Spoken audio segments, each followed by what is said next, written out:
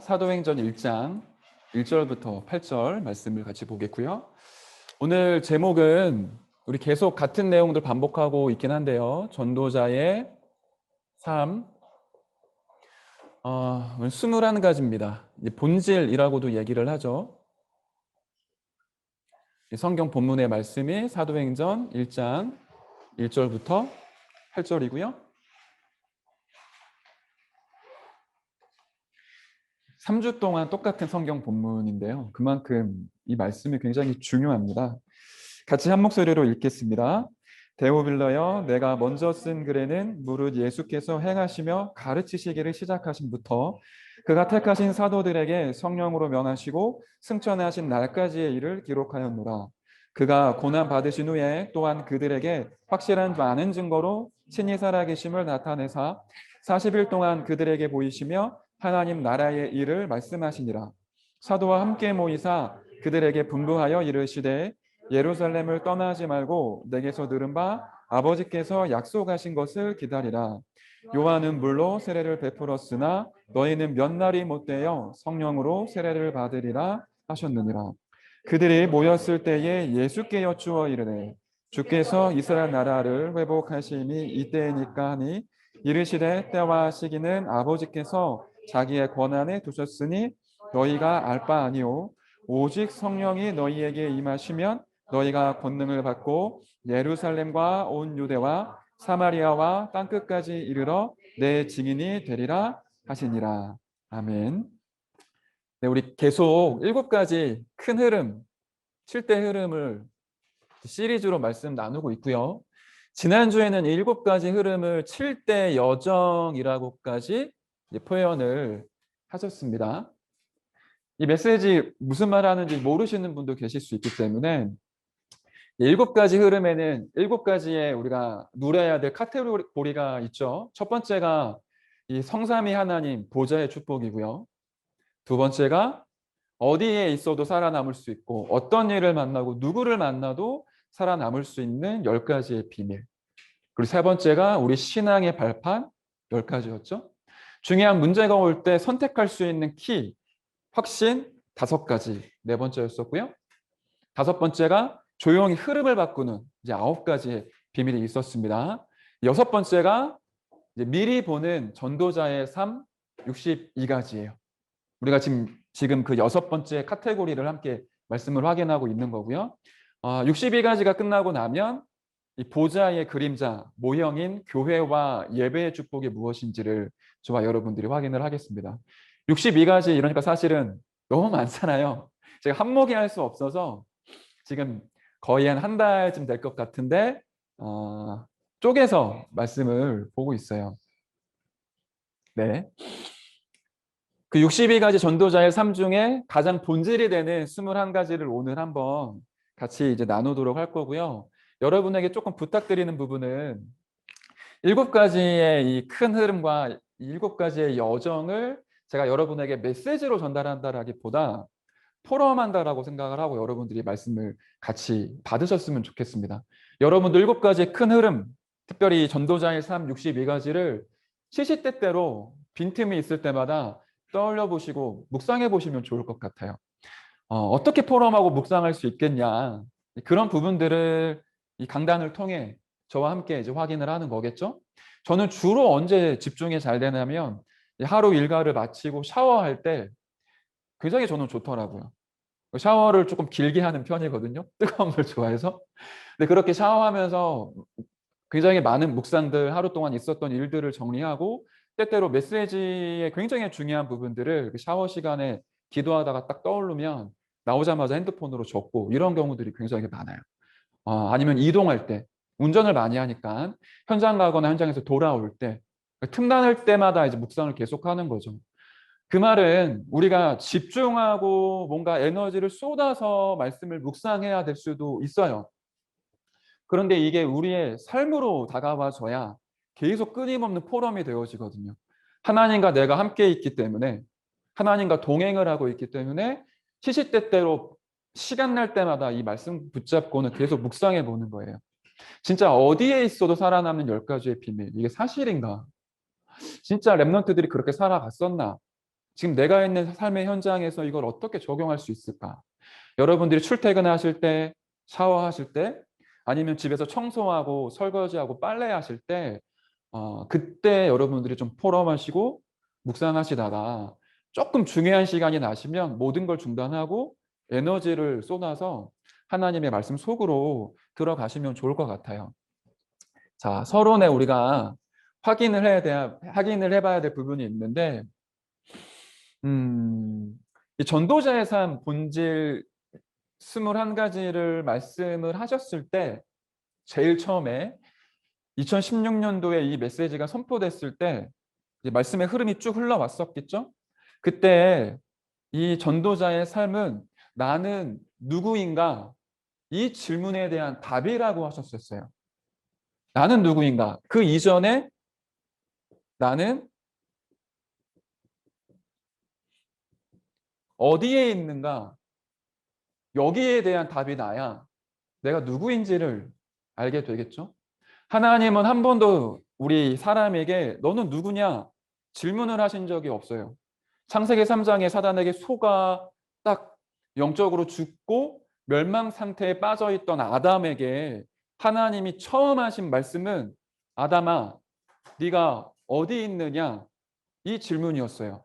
너가 어떻게 선악과를 따먹었냐, 무슨 일이 있었냐 이런 걸 묻지 않으시고 너가 지금 어디에 있느냐 이렇게 물음을 하시거든요. 하나님이 저와 여러분에게 던지는 질문은 하나입니다. 복음 안에 있느냐, 거짓 복음 안에 있느냐, 하나님 안에 있느냐, 마귀 안에 있느냐, 답 속에 있느냐, 아니면 문제 속에 있느냐. 내가 어디에 있느냐는 내 신분을 결정 짓고요.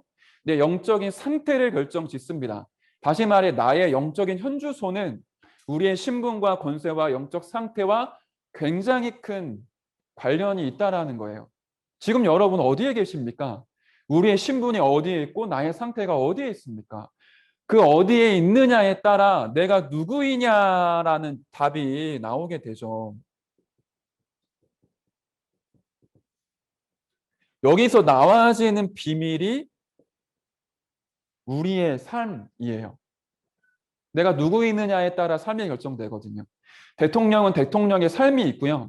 거지는 거지의 삶이 있습니다. 하나님 자녀가 하나님 안에 있을 때 그리스도를 누리는 그 전도자의 삶이라는 게 존재하거든요. 마귀 안에 있다면 전도자의 삶을 살아갈 수 없겠죠. 영적인 현주소와 영적 상태가 불신앙과 거짓 복음 안에 있다면 아무리 날고 뛰는 전문성과 그런 인격을 가지고 있다라고 해도 전도자의 삶을 살아갈 수는 없겠죠. 그러면 우리가 어디에 있느냐가 내가 누구이느냐를 결정짓고요. 내가 누구이느냐가 나의 삶을 결정짓게 되어 있습니다. 그렇게 전도자의 삶이 저와 여러분에게 나오게 되죠. 빌립보서 1장 27절에는 바울이 이렇게 얘기를 하거든요. 그리스도의 복음에 합당하게 생활하라. 제가 성경에 성부사전을 펼쳐놓고 삶이라는 부분을 다 보는데 이런 전도자의 삶에 대한 어떤 단어는 없었어요. 생활이라고 치니까 빌립보서 1장 27절에 나오더라고요. 바울이 이제 얘기를 한 거죠. 그리스도의 복음에 합당하게 생활하라. 그 삶이 있다라는 겁니다. 그리스도의 복음에 합당한 삶이 있다라는 거죠. 그러면 그 반대도 있겠죠. 그리스도 복음에 합당하지 않은 삶이 있어요. 전도자의 삶 21가지를 쭉 묵상을 하면 나와지는 어떤 공통점이 있는데 이 전도자의 삶이 나와지는 원천은 사실은 생각과 마음입니다. 다시 말하면 각인이에요. 무엇이 내 생각을 지배하고 있느냐, 무엇이 내 마음을 움직이고 있느냐에 따라 삶이 나오게 되죠. 그 말은 그리스도 복음에 합당한 삶이라는 건 각인과 뿌리와 체질을 통해 드러나게 돼요. 반대로 그리스도 복음에 합당하지 않은 삶도 각인과 뿌리와 체질을 통해 드러나게 되죠. 똑같은 문제와 똑같은 상황인데 10명의 정탐꾼은 문제편에 있었어요. 여호수아와 갈렙은 각인된 대로 해답편에 있었거든요. 이게 차이가 나는 겁니다.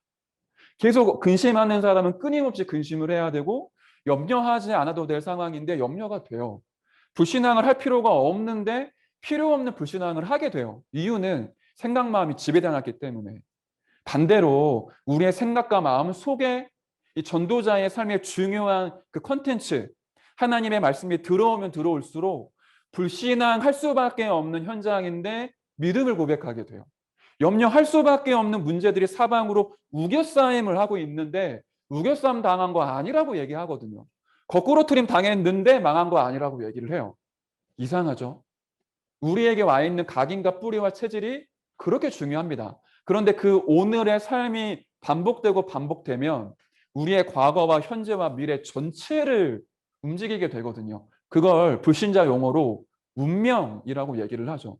그래서 각인 뿌리 체질을 바꾸면 영적 DNA가 바뀌고 우리의 영원한 운명까지 바뀌게 됩니다. 오늘 그 부분을 말씀을 통해 확인을 할 거예요. 그래서 나도 모르는 사이에 사단이 만들어 놓았던 12가지의 거짓 복음 있잖아요. 창세기 3장, 6장, 11장에 보니까 오로지 나, 오로지 육신과 물질, 오로지 성공, 이게 우리에게 문화화되어서 우리가 교육받아 왔거든요. 복음을 듣고 복음을 체험했던 시간들보다 복음 아닌 다른 것들에 충격받고 감격하여 살아왔던 시간이 훨씬 길어요. 그러다 보니까 말씀을 듣지만 그 말씀 안에 내가 들어가는 게 아니라 사람들의 말, 훌륭한 멘토, 이 세상의 흐름이 훨씬 나에게 영향을 많이 끼치고 있죠. 그게 우리 삶에 굉장히 큰 영향을 미치고 있다는 거예요. 거기에 누가 역사를 하느냐? 사단이 역사하거든요. 창세기 3, 60일을 저는 이렇게 얘기를 하고 싶습니다.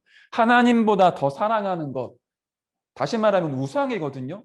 내가 우상되어져 있고 육신과 물질이 우상되어져 있고 성공과 사람들에게 인정받고 내가 잘 먹고 잘 사고 편안한 것에 우리는 우상이 딱 각인되어져 있거든요. 이거를 완전히 깨트리는 삶이 전도자의 삶 62가지다. 나 중심이었던 나에게 그리스도가 중심이 되고요. 육신밖에 몰랐던 나에게 하나님의 나라라는 영적 세계가 내 것이 되잖아요. 성공이 모든 것인 줄 알았더니 성령의 역사, 성령의 인도, 성령과 함께하는 비밀을 누리다 보니까 성공의 자리에 올라가게 되어 있어요. 성공 바라지도 않았는데 성공이 따라오는 전도자의 삶을 살아가죠. 138로 귀결되고 138로 시작된 삶은 반드시 응답과 열매를 맺게 되어 있습니다. 내 대에, 내 당대에 이 열매가 없다라고 치면 하나님은 반드시 후대를 통해서까지 그 열매를 맺게 해주시죠. 그렇기 때문에 전도자의 삶은 굉장히 중요한 많은 메시지들을 담고 있어요. 자, 그러면 우리 21가지를 보도록 할 텐데 그림을 잘 그려야 되는데 제가 이런 거에 실력이 없어서 여러분들 메시지 노트에 잘 기록하시고요. 뭐 아이패드까지 괜찮은데 노트북으로 쓰시는 분들은 조금 어려울 수 있을 것 같아요. 한번 잘 만들어 보시기 바랍니다. 우리 21가지의 전도자의 삶을 하나씩 이제 보도록 할 텐데 칸이 좀 많죠.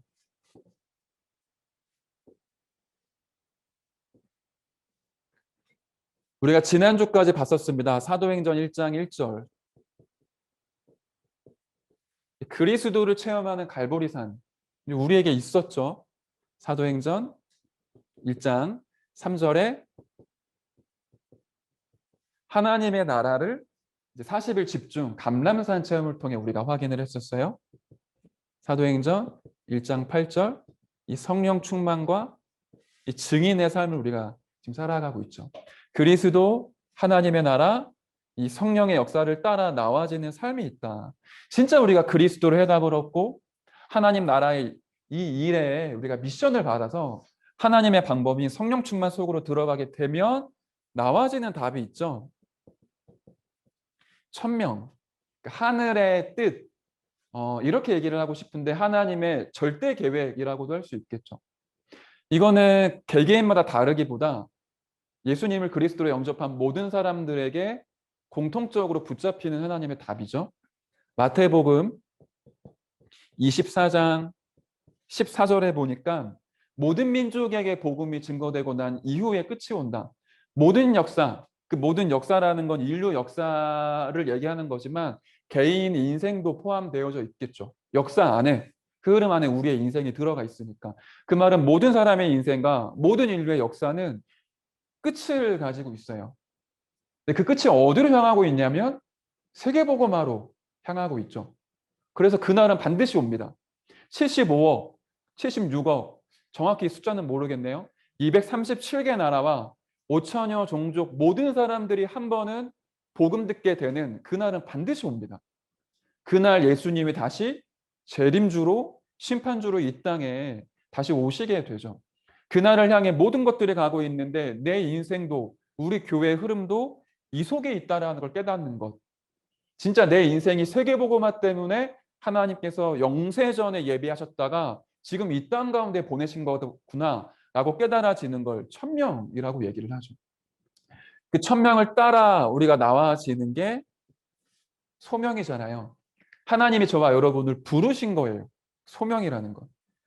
저는 2013년도에 하나님의 진짜 음성 듣고 뭐 귀로 들은 건 아니지만 신앙 양심과 말씀 통해 하나님의 음성을 듣고 나를 목사, 뭐 전도사, 평신도가 아니라 전도자로 부르셨구나. 거기에 대한 소명이 저한테 있었거든요. 여러분 한 사람 한 사람에게 이 천명 안에서 여러분을 부르시는 그날이 있죠. 그 시간표가 있습니다. 여러분을 무엇 때문에 부르셨냐라는 거예요. 왜 다락방 안으로 여러분을 부르셨고 이 전도 운동 대열 속에 들어오게 하셨습니까? 거기에 대한 진짜 답을 내리는 게 소명이죠. 사도행전 9장 15절에 보니까 바울에게 그날이 딱 왔어요. 자기가 신앙생활 잘하고 하나님을 잘 섬기는 게 예수 믿는 사람들을 잡아서 옥에 가두고 죽이는 거로 알고 있었다가 빛 대신 그리스도를 만나는 순간 이방인과 유대인과 또 지도자와 후대들을 위해 복음 전하기 위한 택한 그릇이라는 걸 바울이 딱 받게 되죠. 이게 우리 인생의 가장 중요한 거 아니겠습니까? 내가 이 땅에 살아가야 될 이유니까요. 그렇게 천명과 소명이 찾아지게 되면 나와지는 게 사명이죠. 내가 뭐 하다가 하나님께 가냐는 거예요. 이 땅에 살아있는 동안에 진짜 내가 무엇을 해야 되겠습니까? 제가 오늘 21가지 이제 보는 거는 관점을 초대교회, 특별히 바울, 그리고 베드로 중심으로 말씀을 찾아 놓은 거예요. 류 목사님은 류 목사님 개인적으로 찾아냈던 21가지의 말씀이 있었거든요. 그 말은 여러분도 말씀을 쭉 들으시면서 하나님이 내게 주신 천명, 나의 소명, 지금 한번 묵상해 보시고 조금 하나님과 포럼해 보시면 좋겠어요. 바울에게 있었던 사명은 사도행전 20장 23절부터 24절에 잘 나타나 있죠. 나의 달려갈 길과 주 예수께 받은 사명, 뭘 해야 되는지를 바울이 알고 있었어요. 하나님의 뜻이 세계복음화라는 걸 깨달았고 그 세계복음화 속에 전도자로 부름받고 나니까 일평생 동안 달려갈 길이 무엇인지를 정확히 알고 있었죠.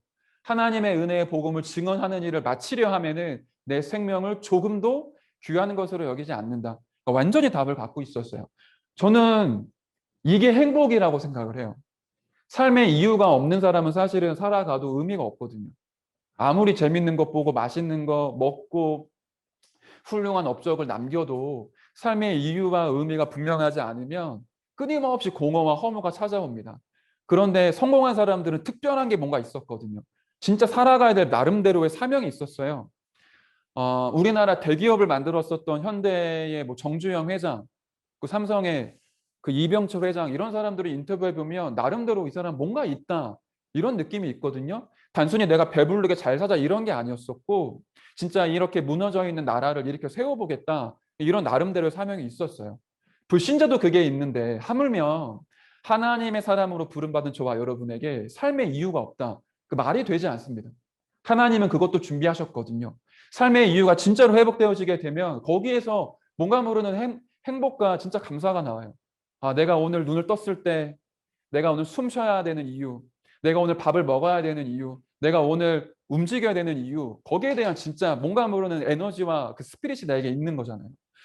그렇게 천명과 소명과 사명이 정리가 되면 뭘 해야 될지가 나와요.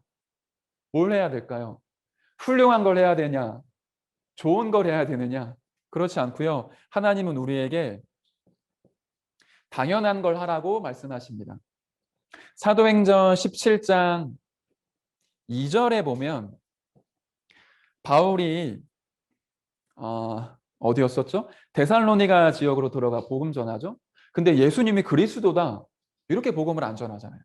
예수 그리스도가 십자가에 죽어야 되고 부활하셔야만 되는 당위성, 너무너무 당연한 건데 그게 왜 당연한 것이냐? 거기에 대한 메시지를 선포를 해요. 그리스도 안에는 그 당연성이라는 게 포함되어져 있거든요. 모든 사람은 반드시 예수를 믿어야 됩니다. 이거 내가 선택하고 결정하는 사항이 아니에요.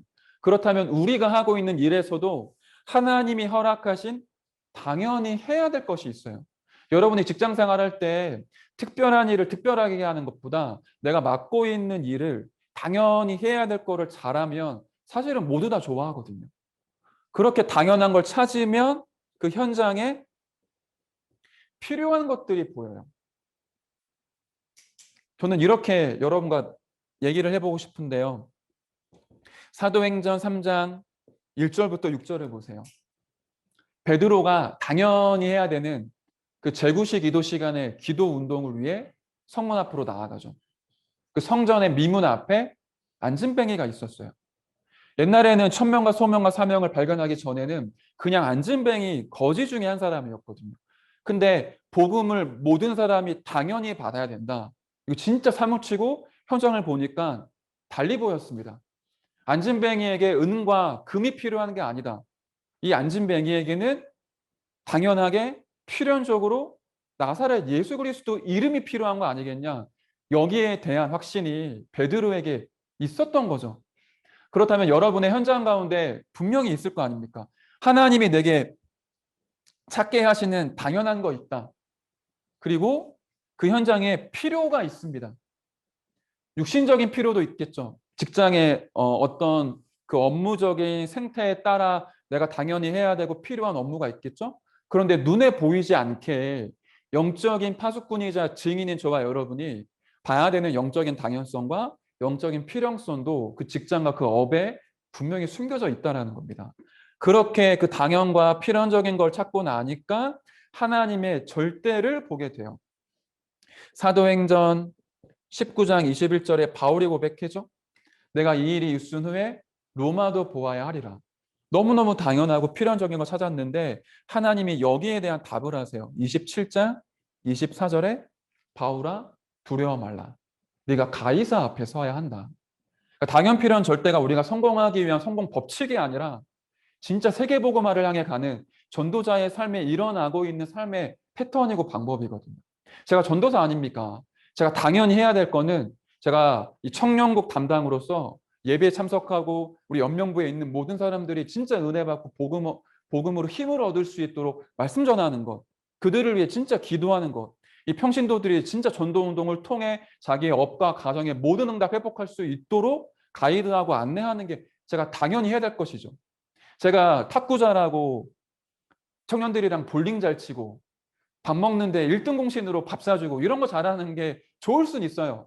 근데 그게 제가 진짜 하고 있는 주 업무를 못하는데 그런 걸 잘하면 사실은 쓸모없는 사람이잖아요. 그러면 그런 사람 되거든요. 탁구만 잘하네. 당구만 잘 치네. 이런 사람 되는 거거든요. 당연히 해야 될 것이 있습니다. 자, 우리가 인생 살아가는 동안에 당연히 해야 되고 현장의 필요를 찾아 하나님의 절대적인 것을 보게 되면 우리의 마음이 흔들리지가 않아요. 하나의 마음으로 딱 응집이 되고 집중이 되죠. 연애도 그렇게 되는 거 아닙니까? 그 여러 명을 다 이렇게 썸 타다가 이렇게 조건과 막 그 사람의 어떤 컨디션과 모든 걸 재고 있다가 한 명을 나중에 딱 선택하는 그런 걸 보고 카사노바라고 얘기를 하잖아요. 아닌가? 뭐라고 표현을 했지 모르겠네. 네. 그러니까 연애도 사실 간 보지 마시고요. 죄송합니다. 이런 말 해서. 근데 청년이시니까 자꾸 간 보고 이렇게 그 어장 관리하듯이 여러 사람을 다 썸 타고 뭔가 이제 여지가 있는 사람들을 이렇게 추리고 추려서 마지막에 최종적으로 누구를 뽑고 우리 그런 건 하지 마세요. 하지 마시고 일심으로 연애를 하십시오. 일심으로. 전도자들은 일심이 있었어요.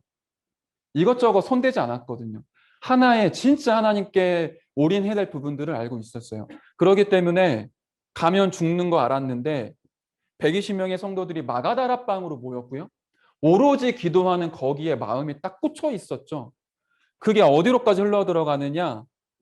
그 하나의 마음은 그 마음 전체를 하나님께 완전히 쏟아붓습니다.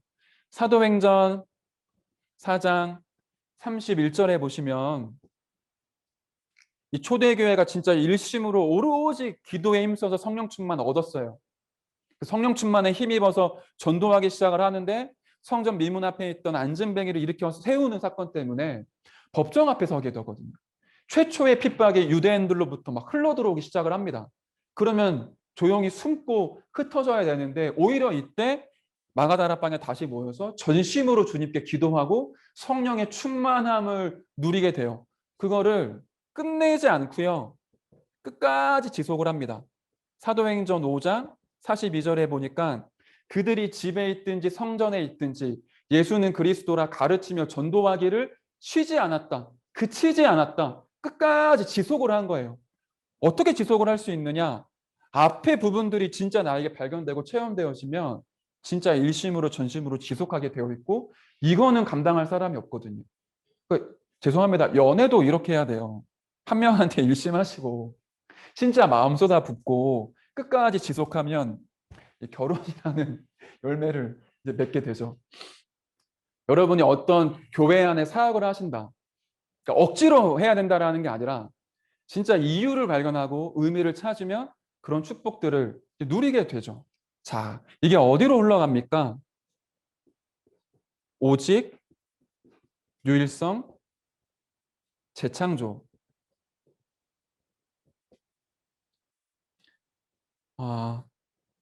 많은 일들이 우리가 해야 될 것들이 있어요. 사도행전 14장에 보시면 제가 절은 안 쓸게요.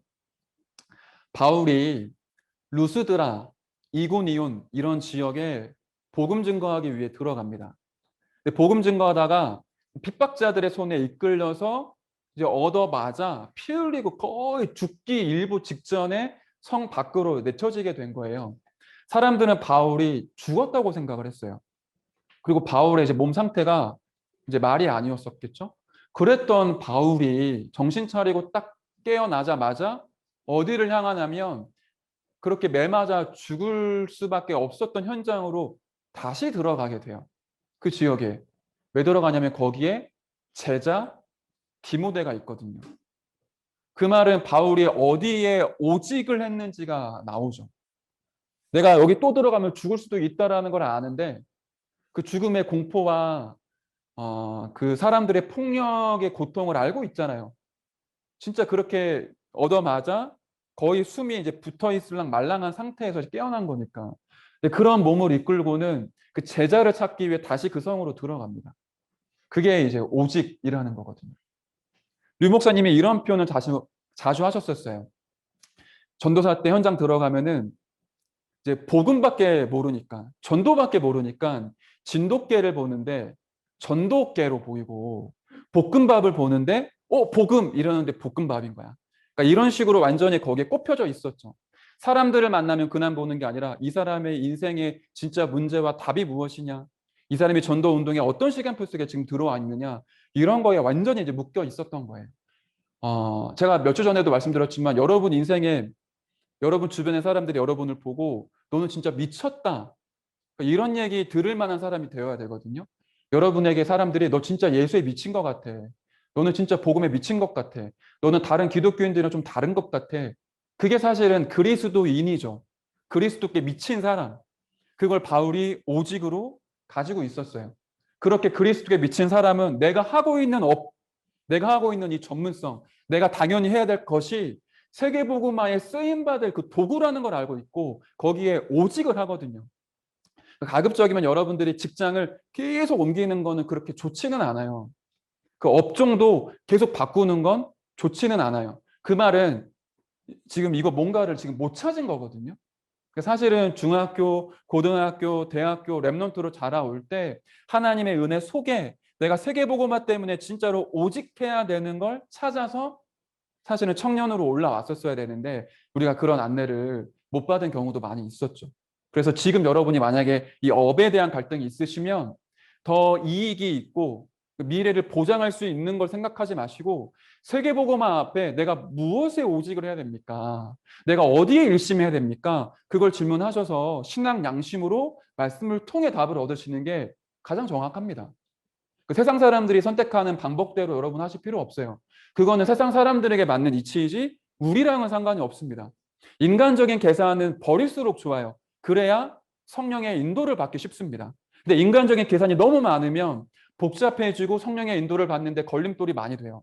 기도하고 말씀을 통해 진짜 응답받는 거를 한두 번 체험하게 되면 삶이 굉장히 여유롭고 편안해지거든요. 문제가 왔는데 그 문제 속에 하나님의 계획을 찾아 들어가기 시작을 하니까. 하나님이 저와 여러분에게 준비하신 거 있다. 이거를 만들어내는 게 아니라 하나님이 준비하신 게 있다라는 거예요. 그러고 나니까 어떤 유일성이 오느냐? 바울이 이렇게 복음과 전도에 완전히 사무쳐서 오직을 했더니 사도행전 13, 16, 19장에 유일성의 응답이 일어나게 돼요. 어떤 장면이냐면 사도행전 13장은 무속인이 정치인과 딱 결탁해서 한 지역을 사로잡았어요. 그때 바울이 들어가자마자 단판에 그 무속인 꺾고 총독을 구원해내거든요. 16장에는 점수라는 귀신 들린 여중의 경제인과 딱 붙어서 그 빌립보 지역의 상권을 움직이고 있었어요.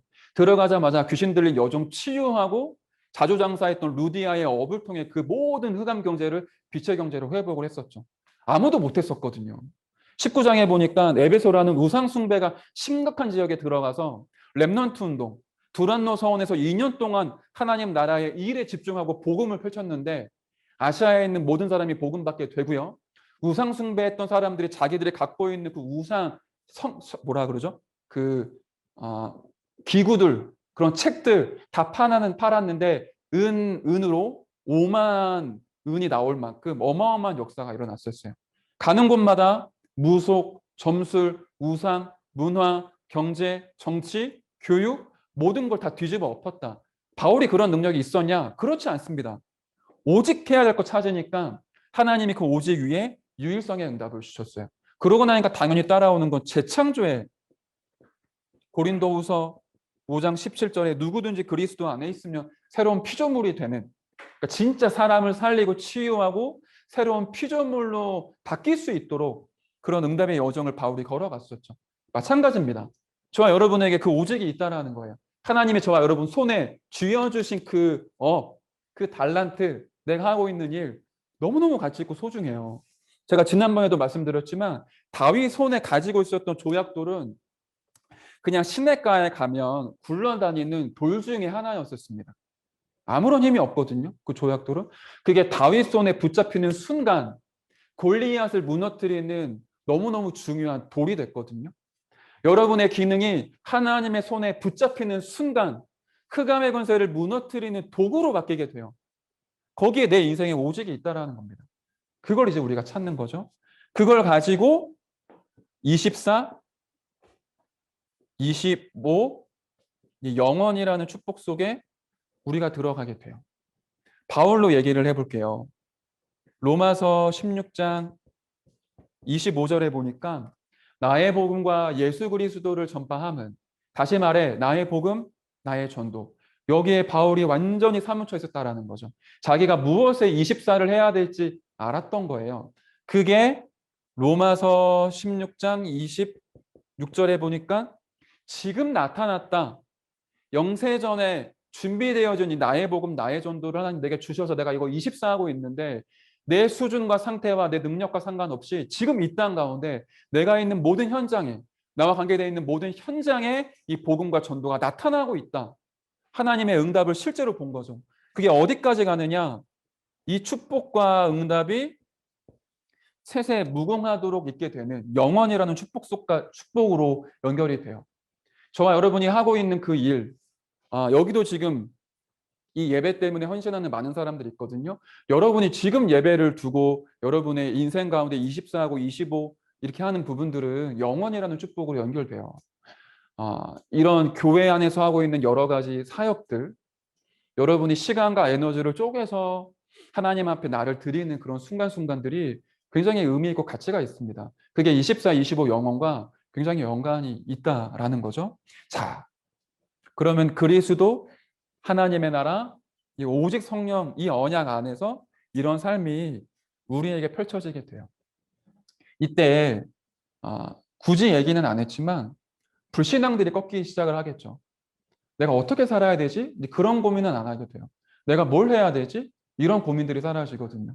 이 부분이 내게 완전히 삶으로 딱 누려지게 되면 중요한 선택과 결정의 순간에 이거 가지고 기도하면 되거든요. 여러분이 중요한 사람을 만나 결혼해야 되는 시간표에서도 이 천명과 소명과 사명이 맞는지 확인하시면 돼요. 내가 직장 생활에 갔을 때 어떻게 전도하면 좋을까? 당연 필요한 절대를 찾으시면 돼요. 그러니까 사실은 이 속에 굉장히 중요한 것들 많이 있거든요. 2019년도였던 것 같은데 그 부산에서 전도 전문 집중 훈련 그 세미나, 그러니까 전도 집중 집회가 있었어요. 그때 류 목사님이 부산 지역의 제자들을 두시고 그 말씀하세요. 다락방을 새롭게 해라. 그러면서 이거 가지고 다락방 해라. 이거 가지고.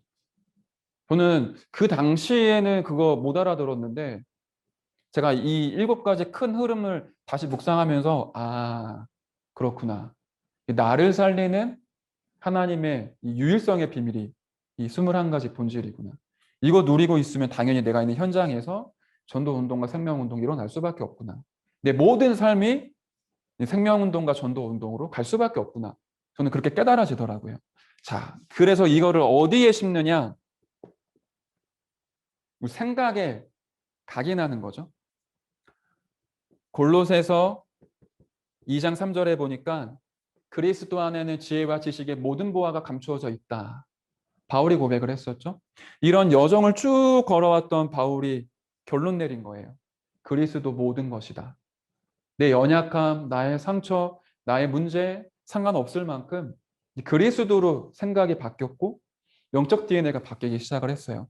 그게 완전히 나의 이제 마음의 뿌리를 내렸더니 갈라디아서 2장 20절의 고백이 나온 거 아닙니까? 내가 그리스도와 함께 죽고 내 안에 그리스도가 사신 것이다. 이게 완전히 체질이 됐어요.